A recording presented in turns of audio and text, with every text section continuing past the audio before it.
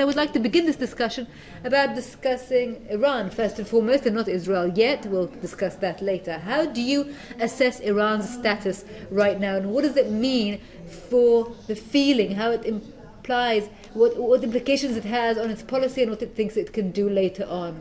Maybe I'll begin with Tamir, because he is closest to me in this respect.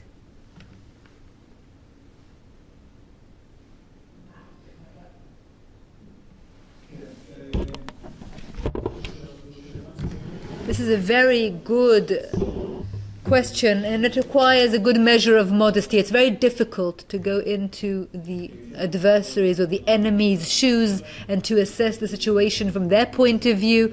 It means that we should really have some doubt. But throughout this day, there have been two main possible approaches to the situation that is emerging. The first is an approach whereby, from an Israeli perspective, it's usually quite pessimistic.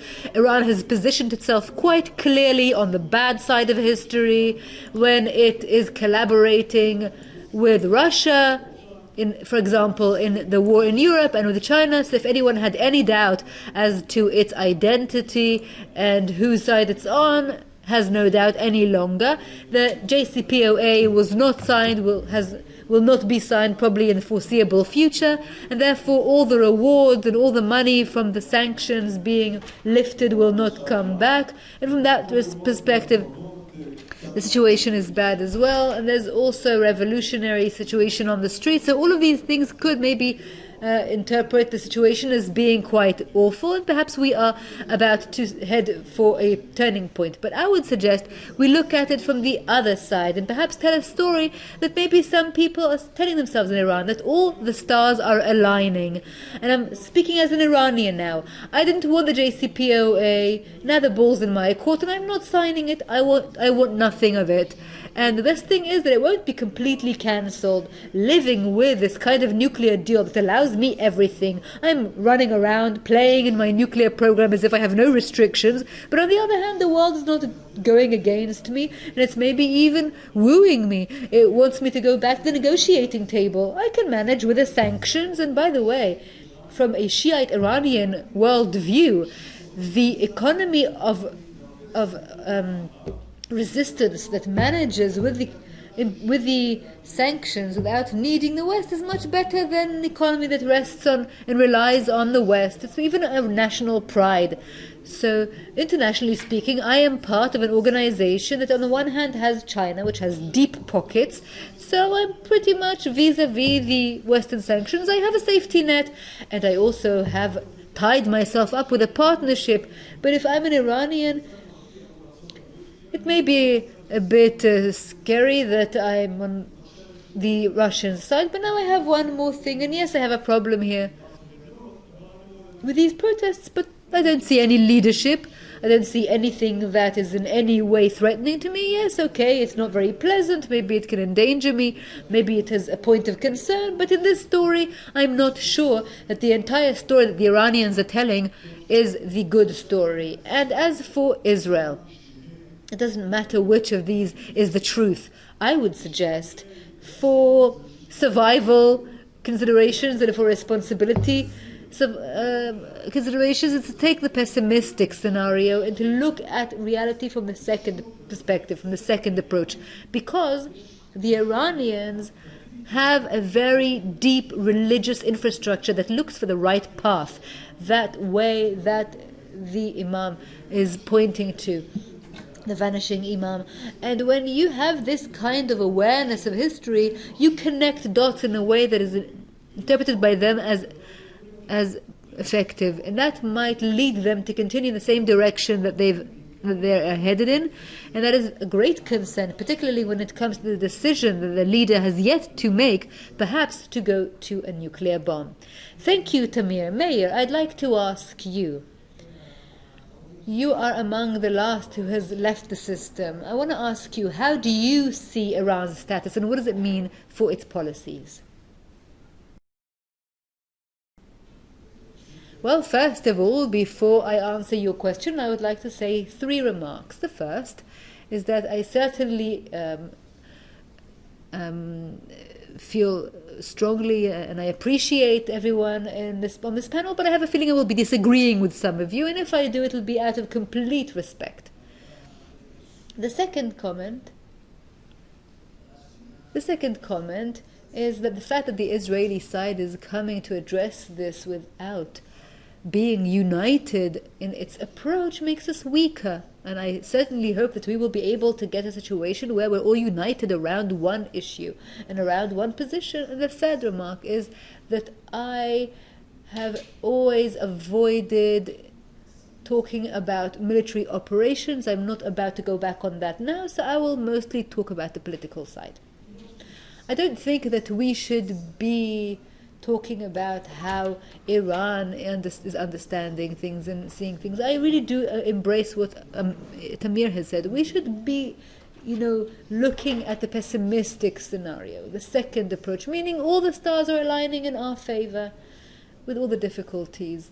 I don't think that we can underestimate Iran and the challenges that it is facing. However, Iran knew worse times, has been through worse times, and it is guided by an approach that does not worry about this. And I must say that on the Israeli side too, we're also saying that the eternal people, are not scared of a long road.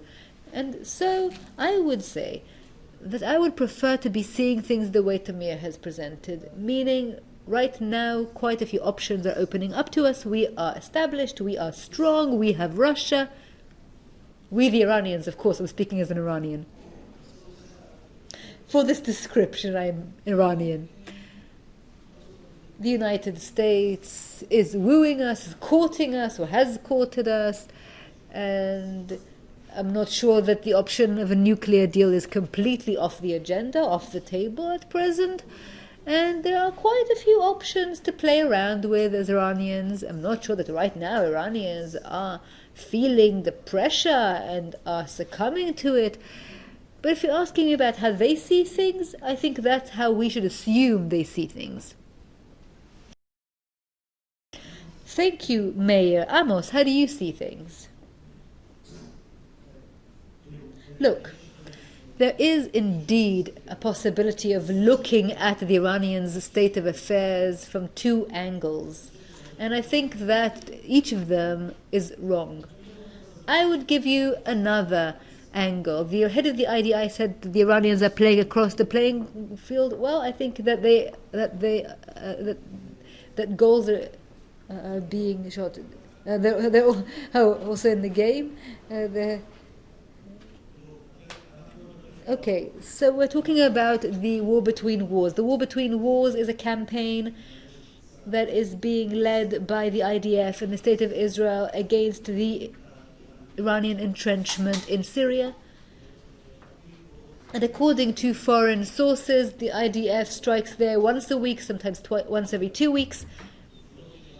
And it is harming capabilities. And if Qasem Soleimani would look at the program, the plan from 2016 about how Syria can become Hezbollah too, there'll be missiles, there'll be air force jets and Shiite militia in order to strangle Israel from there too, then it is failing. And if we see how many times scientists and others have been hurt in Syria that are Iranian, well, we don't know who kicked this ball around, but a goal has been achieved.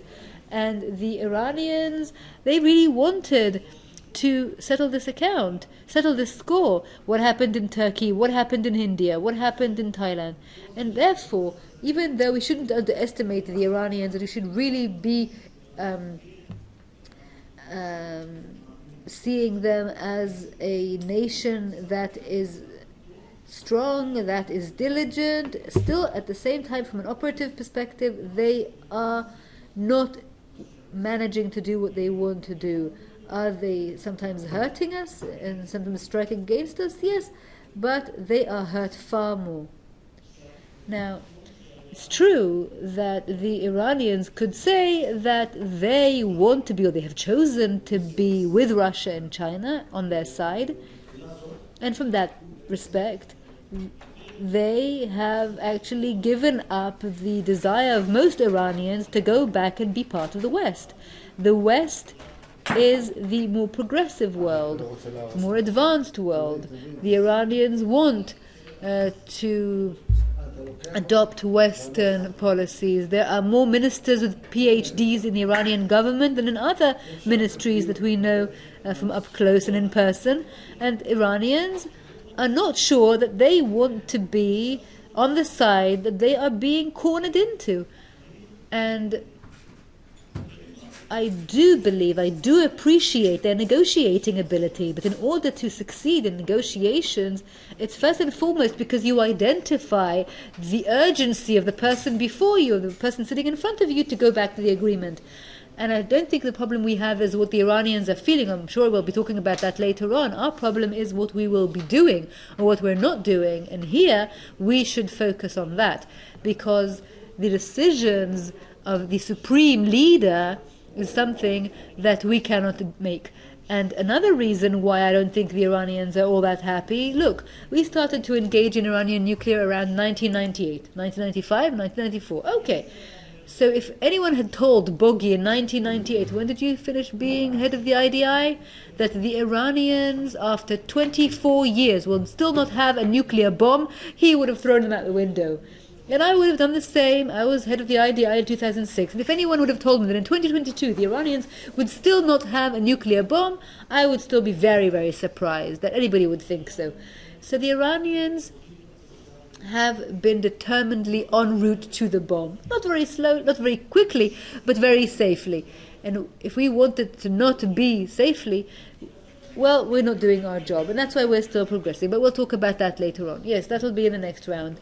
Bogie, go ahead. And of course, didn't introduce you, but I don't think the Israeli audience requires introduction to you, to all of you panelists. Okay, from what's been said here by those before me, and of course, the Iranian feelings are mixed. On the one hand, the United States has withdrawn from the agreement. I heard what the head of the IDI said, and from 60% they're going to move on to 90%, but they have very advanced centrifuges compared to what they had in the past, and from that perspective they are making progress. They're also making progress when it comes to acquiring capabilities. That's also been talked about. Missiles, precise missiles, rockets, UAVs, that the Russians too are currently enjoying the use of in Ukraine. So from that respect, they are not resting on their laurels. However, there are still economic sanctions that are in their way and restricting them, and there's also the protest, which is very significant, as has been said here.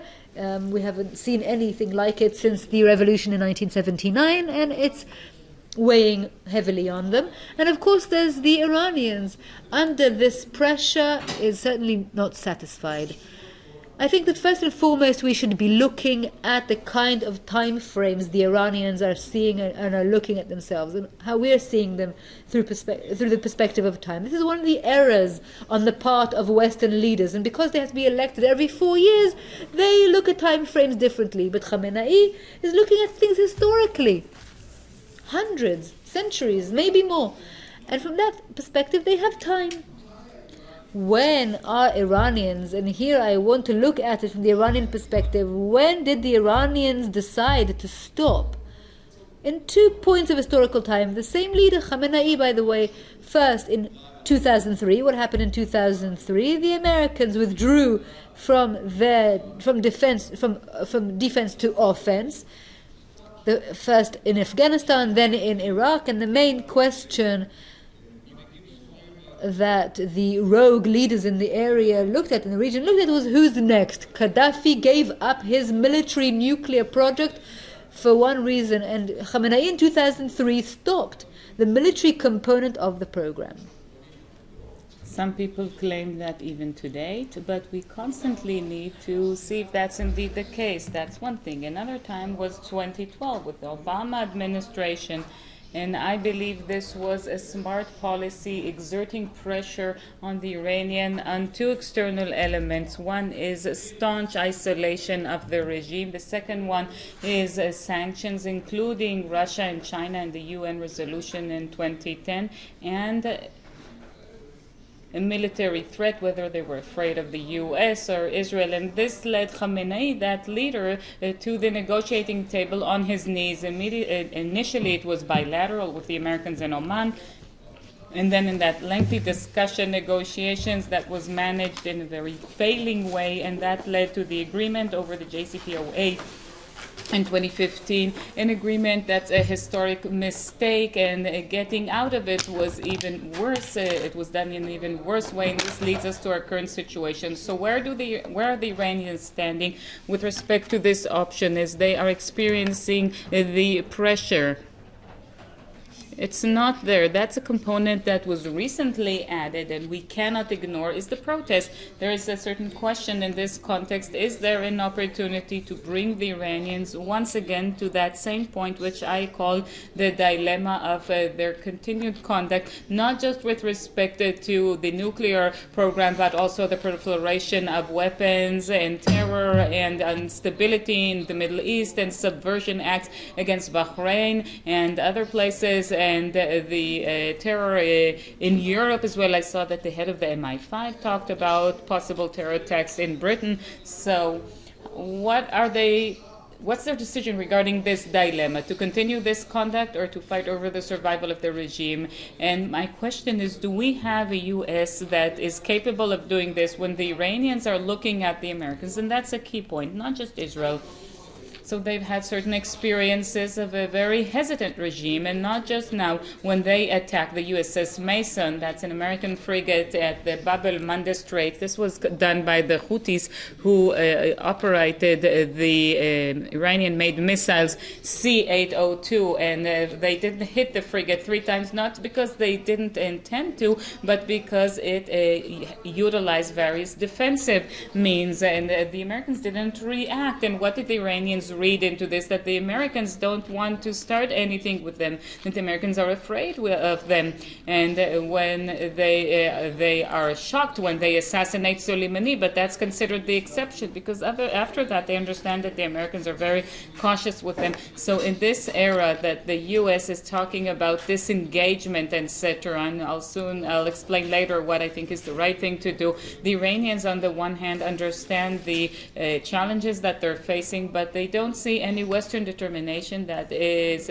determined to fight with them. You know what? Let's take your last sentences, Bogie. And there's a sentence there's a question I plan to ask later, and I'll ask it now. I'd like to hear your comments. To what extent is the relationship between Israel and the U.S.? And it's very clear to all of us, I think, that there is no dispute that the U.S. is a central component in Israel's national security. So to what extent is this relationship important with respect to the Iranian issue? We're all talking about the Iranian issue here. And another question that comes along with that is, to what extent or in what way can Israel bring the U.S.? I mean, after all, there is a commitment.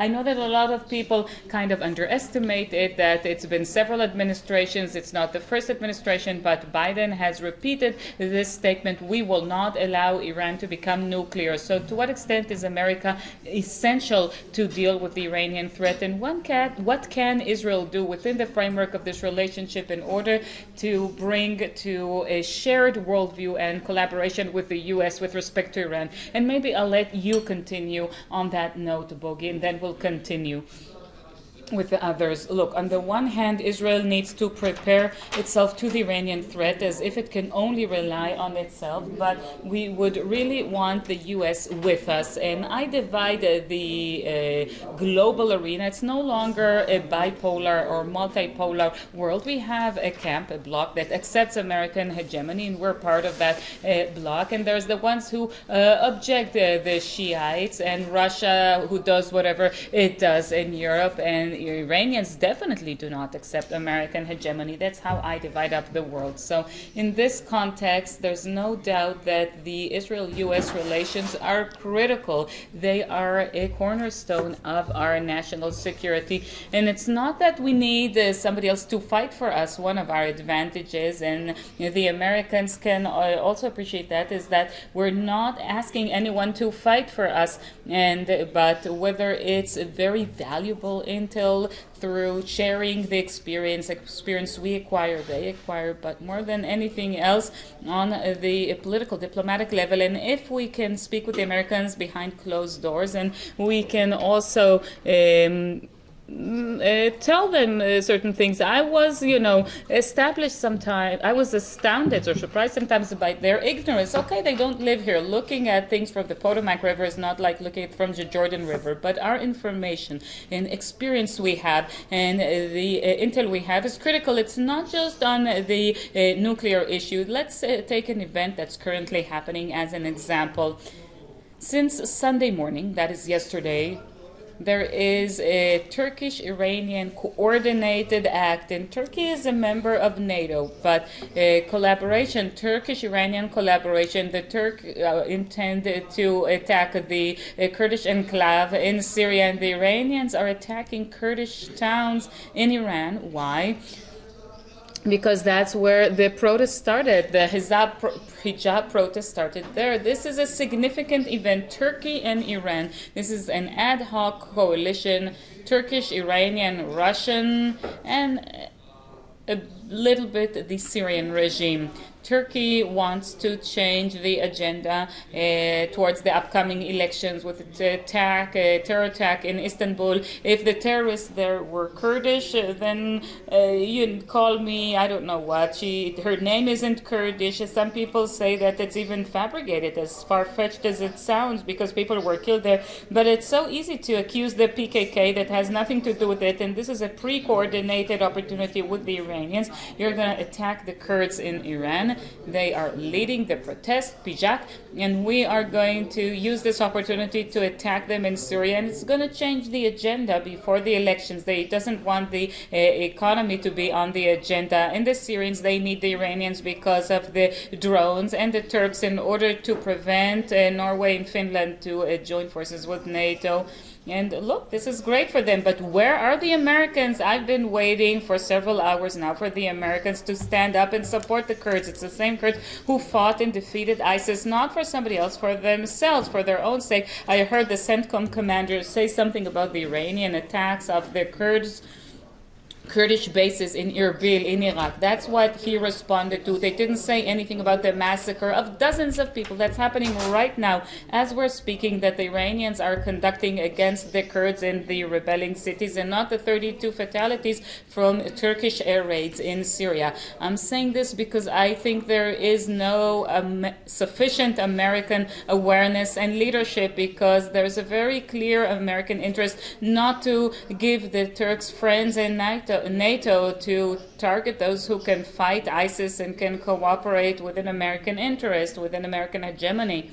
This is why we have a problem, and for us, just like I said, we need to prepare to go on our own, but hopefully sometimes good people's work is done by others, and this is a good opportunity to share what I've just said here and to demand of the Americans to lead in such a way in the Middle East, in these events as well, and they have an effect whether Iran feels pressured or not. Where's Turkey here in this story as a member of NATO? With all these things, I can expect a different American leadership, and Israel can share these thoughts with its good friend, the U.S. Of course, we're going to continue with the panel. I'd just like to say to you, since you weren't at the beginning, that the American issue, which was discussed in the first panel, one of the main messages there was that the U.S. as well as Europe, its agenda, Iran, is perhaps ranked number 4 or 5, definitely not one of the top 3. And let's bear that in mind, because ultimately, we're talking how Israel, together with the U.S., can reach an understanding on an issue which is, for us, is the most important issue. Let me say something about that. If I hear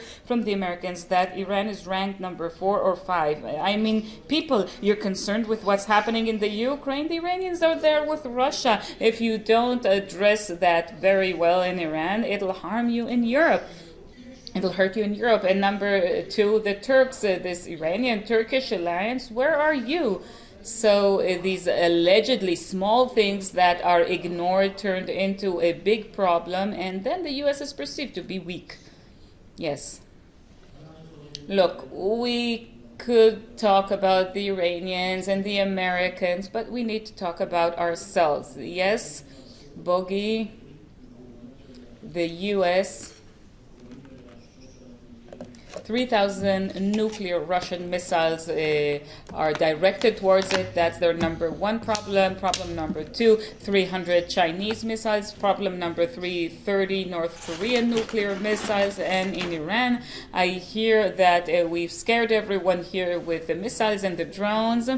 Well, it doesn't reach Washington or even New York. Look, it's the dream of every anti-aircraft officer to give them something that flies low and slow, that makes a noise like a mowing machine, a grass mowing machine. Do you remember that he was a pilot, right? That he was a commander of the Air Force. So I suggest that we don't exaggerate. Look, the U.S., before it even speaks with Russia and China, it has domestic problems, the economy, inflation, immigration, abortions, and the Iranians really are not in any priority. It's not part of the top 10 priorities now. It's our job to talk with them, but not by poking 2 fingers in their eyes and that we're angry with them at Congress. I think that actually we saw for 1 year and 6 months or 1 year and 4 months that we could speak with the Americans in a very firm way, like Bogie, but in the right places, in the right music. And the fact is that they didn't go back to the agreement. It's true that it's not only because of us, it's mainly because of the Iranians, because they identified how eager the Americans were, and so they set such a price that even Biden and Rob Malley weren't willing or couldn't pay. And now, if we're going back to the agreement, believe you me, I won't be surprised if they will ultimately go back to the agreement, because the American desire to solve this problem through an agreement is great. I mean, they really want that. They believe in it ideologically. They believe in diplomacy, diplomatic conflict resolution, and they promise to do it in the elections. And in certain countries, when they promise something in elections campaigns, they are committed to execute it. And they believe that every other way they address Iran could lead to a war. That's what they think. We need to explain to them that there were times that it didn't happen in 1981 or in 2007, not when they targeted Qasem Soleimani. 9 out of 10 experts in Washington would say or said that it would lead to war, but it didn't lead to a war. But this is a professional conversation, and therefore what I thought, more or less, when we renewed the dialogue with the Americans on this issue, is that we need to talk with them about something that was invented in Washington and not in Jerusalem, and it's called longer and stronger. Look, we're not against an agreement. We are against an agreement that is filled with loopholes like the one in 2015 that will soon take us to the sunset, because it's indeed very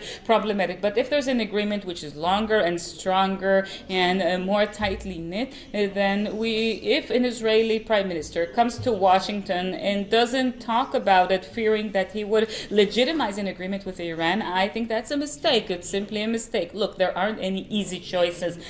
Sometimes I don't understand why somebody even wants to be a prime minister in this country. He needs to choose next year whether Iran will finish the road to nuclear 90% weapon system and he doesn't do anything, or that he's going to attack in Iran, achieve whatever results that they achieve, whatever happens afterwards happens afterwards. These are 2 very difficult decisions, but none of them is good for Israel. Both are hard.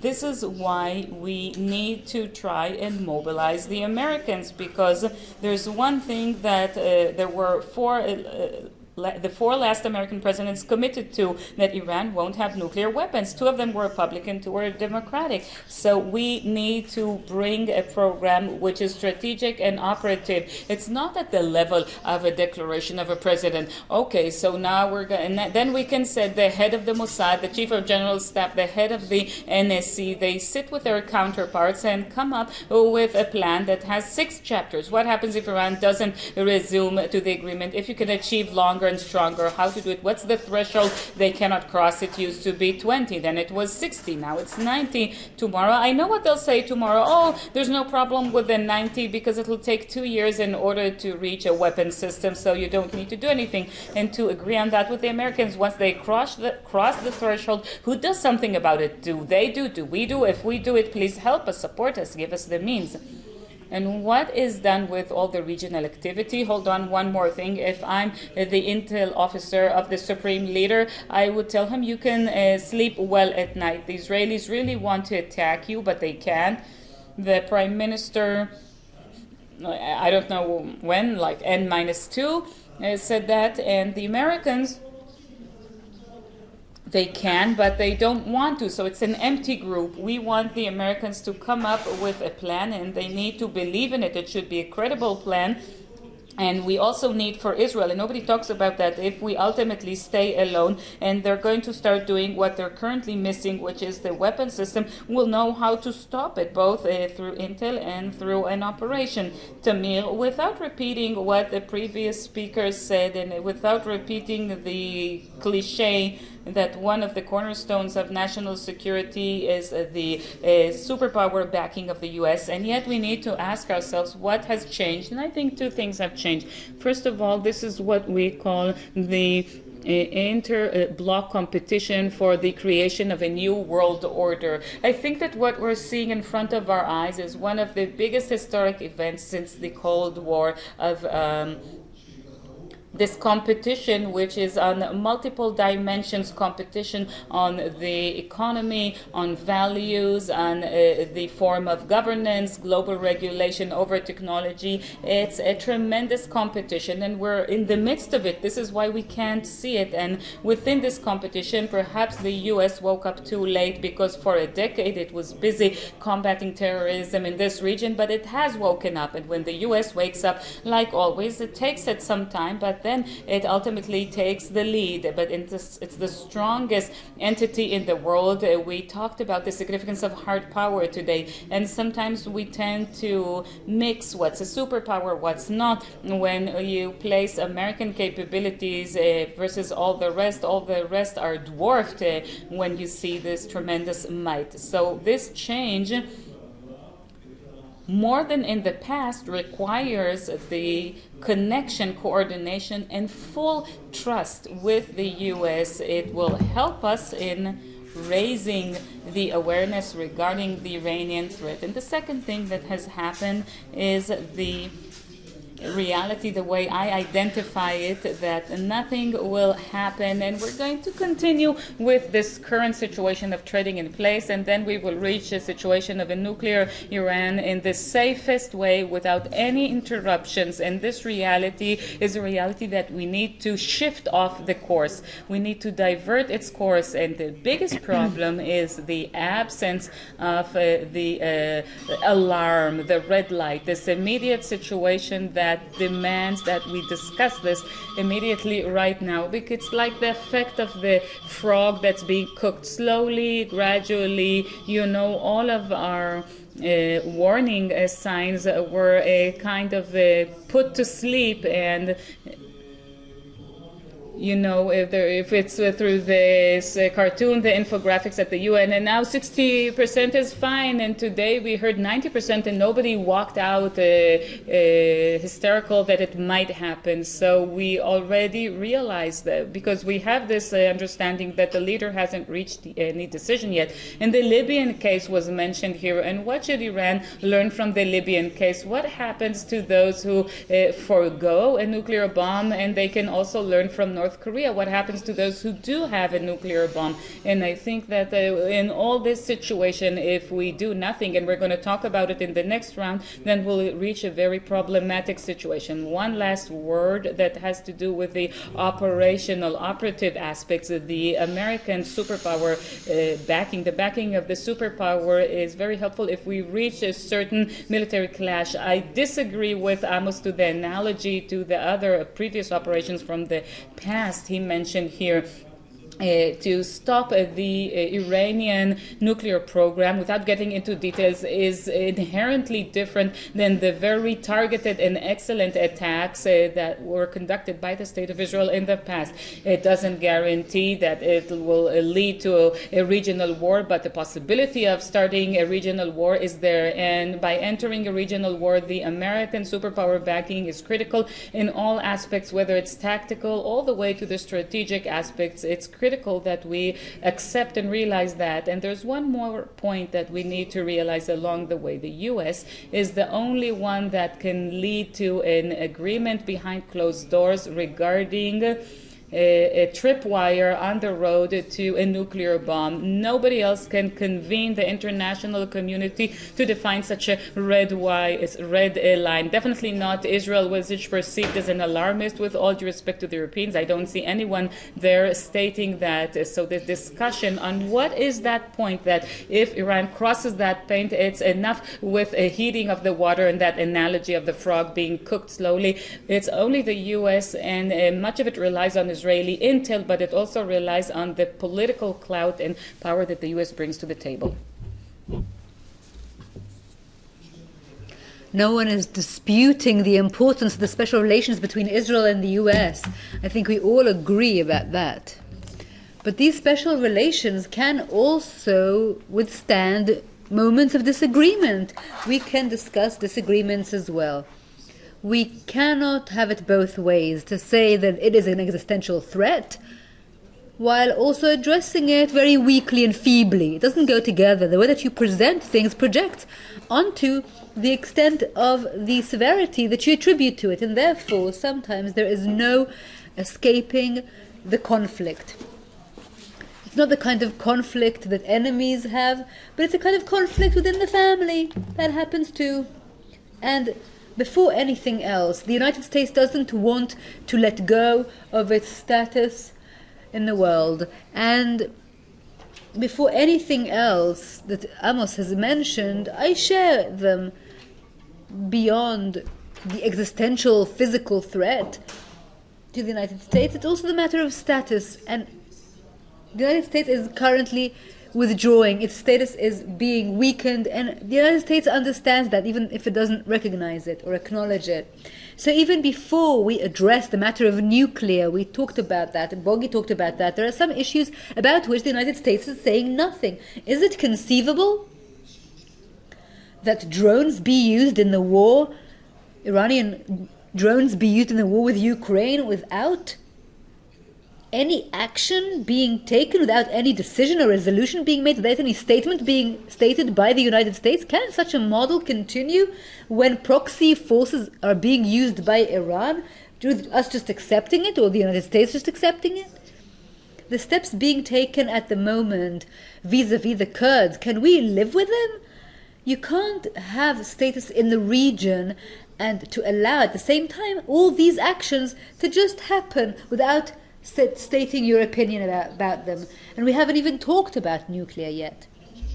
I think that something has shifted, something has changed about the United States' view and the West's view. The war in Ukraine says that Iran is not only a threat to the world order or the Middle Eastern order, it's a threat to peace and stability worldwide. And that is a completely different view than the one that we have been accustomed to. I think that another thing that we should be saying is, and we're not using it much, Israel, in Iranian eyes, is the small Satan, the small devil. We all know who the big Satan is. And to some extent, Israel is there to defend the interests of the United States as well, not only its own in this region. It is the pioneer. It is the first force out there to protect interests. The withdrawal from the 2015 JCPOA should not have been the final stop in addressing Iran, and it must not be seen as one. It is one of many stops in a long process, and of course if you don't complete the process, if you don't see it through, then you leave things as they are now. But there are other stages in this process that have been mentioned here before: increasing the pressure, posing a military threat that is tangible. These are steps that need to be taken. I think we need to say a lot, and we do say that to the Americans. Beforehand, they described the process about how the Americans should be spoken to. Well, even if I personally did not come from the world of diplomacy, around me there are people who are experts on the subject, and they know how to have this dialogue. And that's okay. We have a disagreement, but it has nothing to do with the process. It has to do with the extent of the United States involvement. How involved the United States wants to be with the matter of Iran. And when we make it very clear, sometimes, by the way, we need to clarify things in Congress, not only with the administration, also those who impact the opinion, the public opinion, because if we don't, we won't be able to make the Americans budge. And all of that has to do with the part that has to do with addressing this matter as led by the Americans. And that doesn't exempt them from the preparations that Bogie talked about when he spoke about Israel being on its own, or feeling like it is on its own. We should really get the Americans on board. I think that for each of these issues, we should be negotiating with the Americans, first of all, in a secret way, behind the scenes, but if that doesn't help, then publicly, visibly, to address the threat posed by Iran. I want to speak about the Iranian proxies. Iran has found a very profitable model. For the first time in the history, a proxy is not the same as the person. They are sending its proxies in order for actions to be taken, and Iran pays no price for it. As far as it's concerned, the proxy's success is Iran's success, but the proxy's failure is their own failure. The world has to put an end to this model. This model cannot keep working. A proxy is the same as the person who sent it, the entity that sent it. And despite what Amos has said, and I understand what he's saying, I don't think we should underestimate that. I think here too the world should have a world regulation that will not allow them to use these tools. Iran should not be allowed to use these tools. I think we have an opportunity with the Biden administration to take one decision and to achieve a lot, to change their approach to Iran, because that could get the Saudi Arabia and the Gulf states on board with the energy crisis. It could give tailwind to the citizens' riots and protests in Iran. It could bring the United States back into the region, and it could also impede Russian efforts with Iran's help in the war with Ukraine. It could broaden the Abraham Accords, and most importantly, it would reinstate order and stability to this region. Without all of that, I will say that the Middle East may end up being rattled, ending up in a nuclear arms race, because Iran doesn't leave everyone else just resting on their laurels. No other country is saying, okay, let them be at the helm and let's see what happens at the end, and afterwards we'll decide. This entire region, if it enters into a nuclear arms race, and even without it, it has several challenges. It will certainly extremely challenge stability in the entire region. So if I were to conclude, I would say that we should try and get the Americans on board. Not in every option can we reach this achievement or this accomplishment, but we shouldn't hesitate using the tools I mentioned. Maybe it wouldn't be our first course of action, but if quiet diplomacy doesn't work, since it is an existential, significant threat, we should also be using other tools from the diplomatic world. We should harness the US to address not only the nuclear issue, but others as well, but above all, the threat that is existential to us and to the entire Middle East, and that is the nuclear challenge.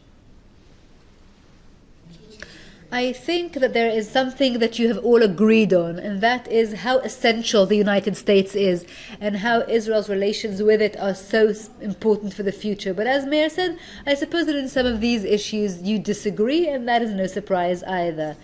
This is the final round of this discussion, which we could of course have continued with because there are so many important aspects to it. I would like to ask each of you to please briefly, vis-a-vis the risks embedded in nuclear in the regional arena, I want to remind everyone that the big question in this conference was, will 2023 be a year of conflict in Iran? So it doesn't have to be 2023, it could be 2024, but the idea is clear to everyone. Can you please tell us briefly what Israel should do to address these risks, and are there also opportunities? Because we're always talking about risks, but perhaps there are also opportunities. So let's begin with Tamir, please. The components of the current Israeli policy have exhausted themselves, and we should change. That's the main thing. A tangible, reliable military threat and isolation will not stop Iran from progressing toward nuclear. The sanctions, the regime feels that it is overcoming them, it has survived them, and maybe they have other implications, but not on nuclear. The reliable military threat, as long as the United States issues statements that it will refrain from war in the region and will use diplomacy always, then that kind of only leaves Israel, which is a lot. But right now it doesn't seem enough in order to stop the nuclear program. And isolation, political isolation, I don't think it's a problem when you're part of this group that is forming, that is the Eastern Bloc that is going, or that is striving to change the world, although hopefully it won't manage to do so. That's why we need to change. And what should we change? Alongside the threat of military action, we should prepare the forces, but we should also create backup.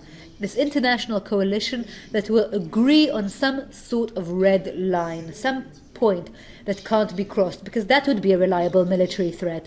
If they decide that enough is enough, it's very difficult to do, but the United States is a key player, and as is Europe. As for the agreement channel, as many of you know, I thought in the past this would be the best way of minimizing the risks that we are facing. Right now it's completely irrelevant. We need to do something about this agreement, because to continue to leave this nuclear deal as a zombie, as something that is not alive, not dead, is inconceivable. All the Iranians need to do is keep on this track for several more years to progress toward an agreement, to get to the stage where you can't snap back anymore. And since this hourglass, it's amazing to look at. This agreement is taking steps. The agreement is there and it is almost expiring. And then all the limitations will be lifted and Iran will be able to do things as if it's all legal. So we are about to lose all the damage of the JCPOA in a few years' time if Iran will continue to play with on both ends. So if we're not heading toward an agreement, we should be breaking the current one, and we need to take our European partners and to snap back and to kill this zombie, and then we will apply the Security Council sanctions without Russia being able to veto it, because that's what the agreement says, and then we'll be able to discuss a new agreement with Iran being in a worse position than it is right now. Worse in terms of the street, better in terms of its bargaining chips, and we will not be able to continue playing this game that the Iranians enjoy so much.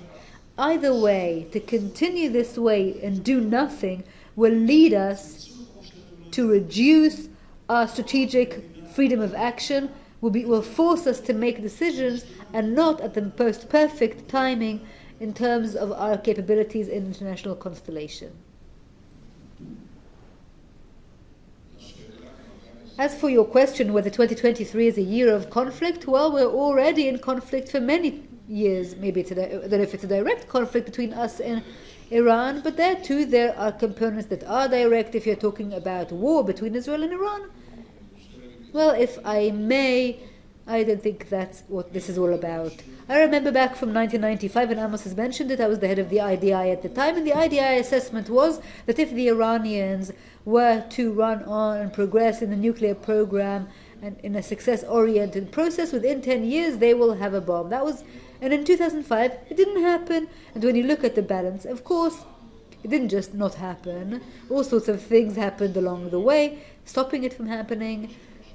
Also things that we're being blamed for, but also the US policy that ultimately led it in 2003 to this project stopping, and in 2012 led the Iranians to the negotiating table. In 1995, we were on our own. We were talking about military nuclear, and the Americans weren't with us. It took us 2 years to convince them that this is a weapons-grade program. And only around 2002 they joined us, and now there's no disagreement. Russia and China also understand this is a weapons-grade program. I was in 2010 in Beijing to try and convince them to join the Security Council resolution, because I showed them it looks like a duck, it quacks like a duck, it flies like a duck. You can't deny it. That's what it is. Of course, things have changed since then. But when I look at the balance and the Iranian attempts to challenge us, of course, they built a military force that is very substantial, Hezbollah in Lebanon. They wanted to set something up in Syria, but they weren't able to do that. The plan that Amos talked about, Soleimani's plan, did not come into being. So that's why there's a mixed feeling. So first of all, militarily speaking, Israel should prepare, and I certainly hope and know that they are preparing to the possibility that these options, these suicide drones and precise missiles, will be directed toward us, and we should prepare defensively, but also the best defense is offense, and you have to make the other side pay a price, whether it's the proxies in the region or ultimately Iran itself. That's something we should prepare for. But at the end of the day, when I look at how we can bring Iran to make a change, we can go back to those same two examples I mentioned. And it's true, since then Russia and China are no longer part of the coalition.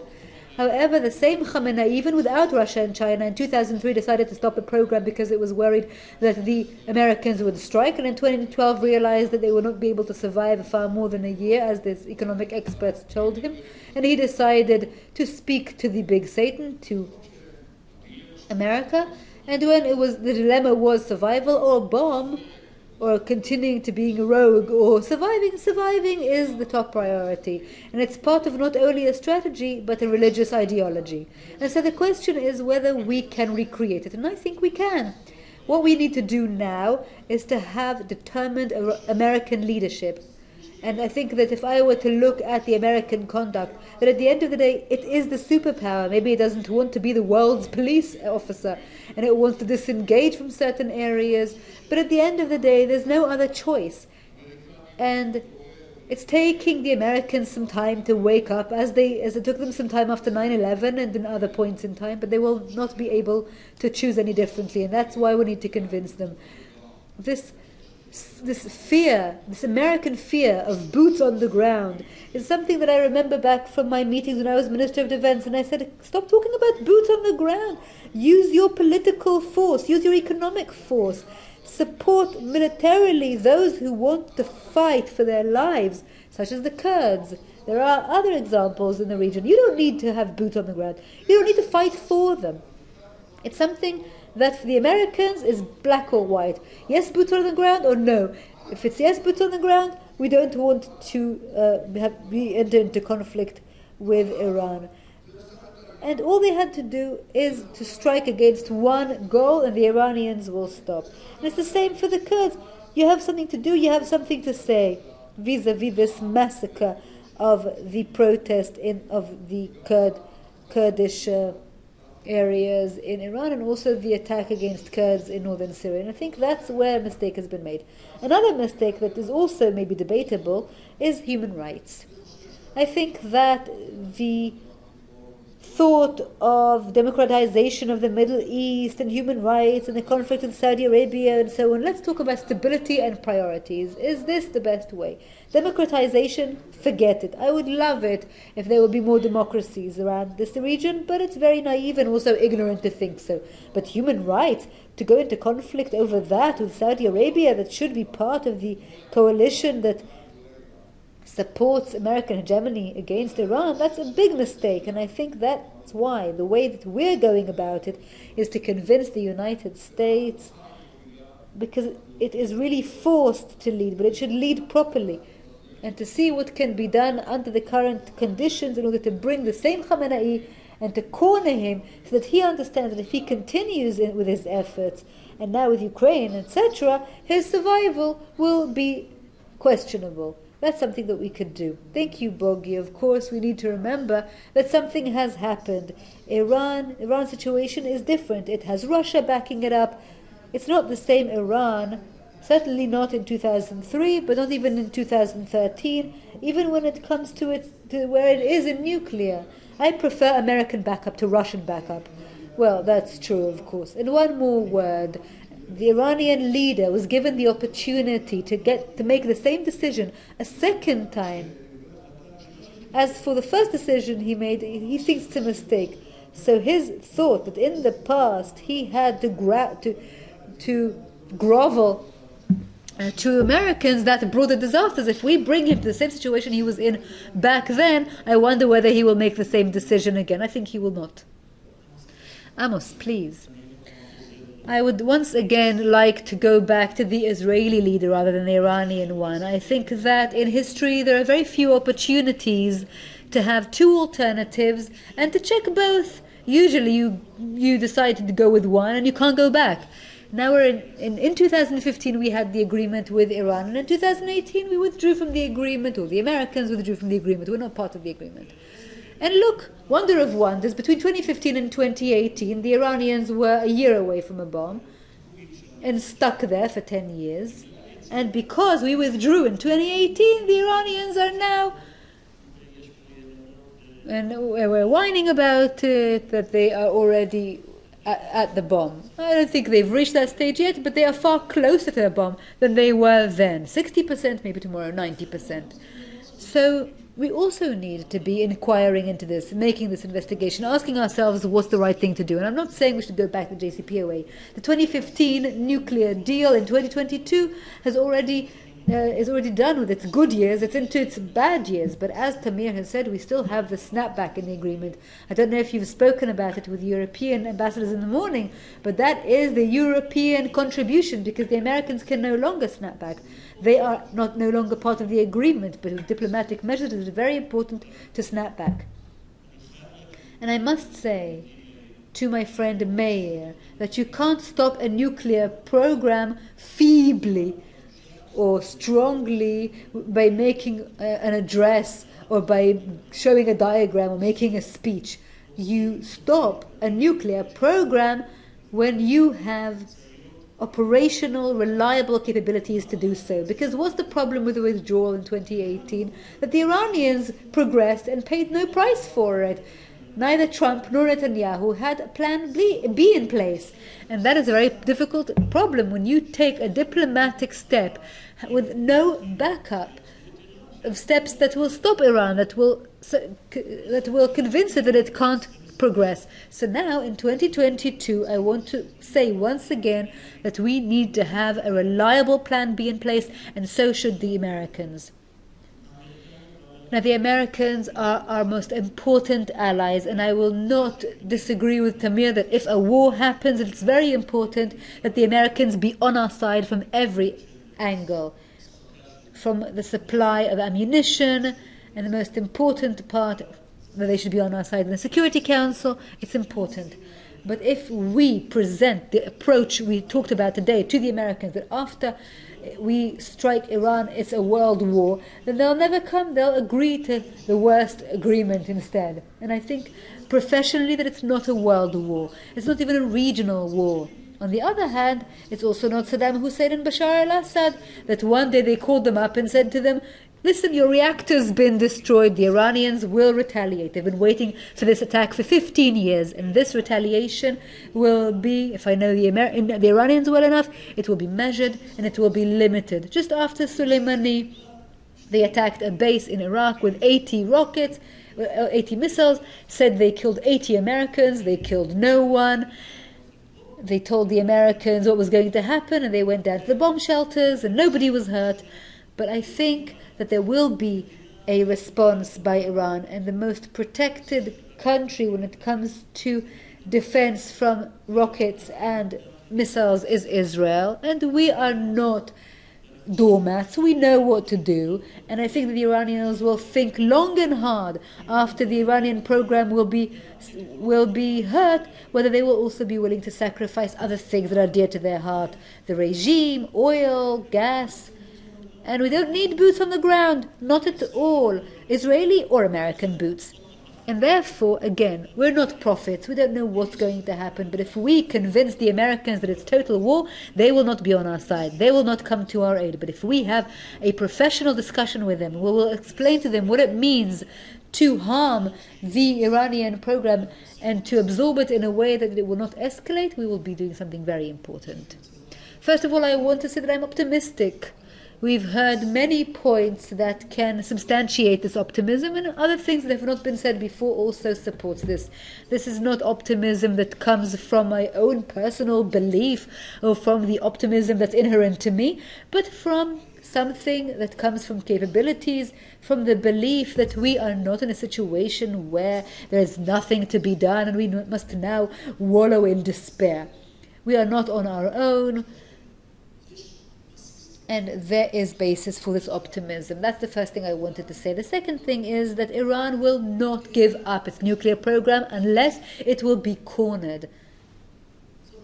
That's the point of departure that we should be looking at. And therefore, we must corner it. How do we do that? Well, it's all been said before, but ultimately it's a combination of pressure, very severe and heavy economic pressure, isolation, making it worse, with all the restrictions that have been mentioned before, and a reliable military threat.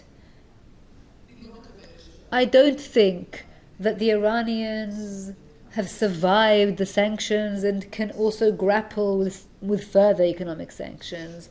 To think that sanctions are inefficient is like thinking that antibiotics, when you stop it midway, is ineffective. We stopped this treatment midway. We must continue it.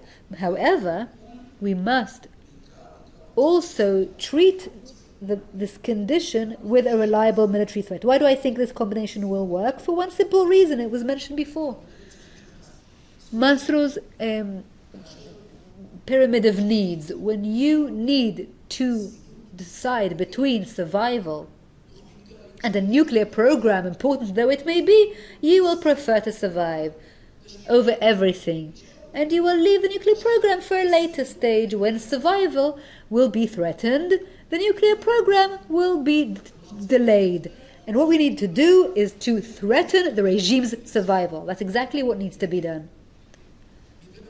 Among the countries around the world, the United States has the greatest chance of preventing Iran from becoming nuclear without war waging necessarily. That's what I believe.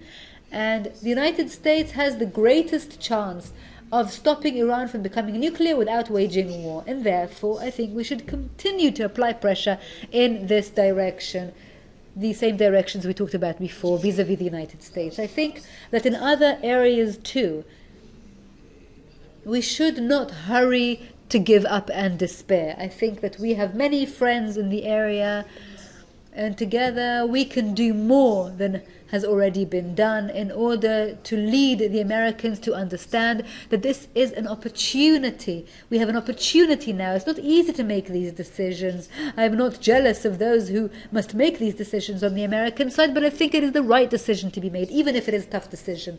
We must not in any way enslave or mortgage the future for quiet in the present. I want to take this opportunity because, as you said, as you know, I am the head of the Iranian program in the INSS, to say two things about this panel and then thank everyone.